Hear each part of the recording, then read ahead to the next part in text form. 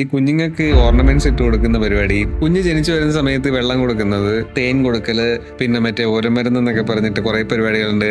പിന്നെ സ്വർണം തേക്കല്, അങ്ങനെ പല പരിപാടികളാണ് ഇവിടെ ഉള്ളത്. 6 months എക്സ്ക്ലൂസീവ് ബ്രസ്റ്റ് ഫീഡിങ് മാത്രം. വെള്ളം പോലും കൊടുക്കേണ്ട ആവശ്യമില്ല.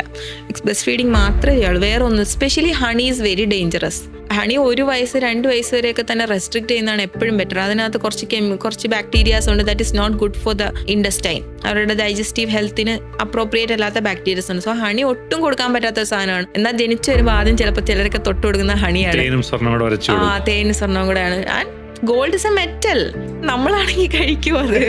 Care, attention and breast feeding, ഇത് 3 മാത്രമേ ആവശ്യമുള്ളൂ. ഈ പറഞ്ഞ സ്വർണ്ണോ ഈവൻ ഡയപ്പർ പോലും കുഞ്ഞിന് വേണമെന്ന് കുഞ്ഞിനില്ലല്ലോ.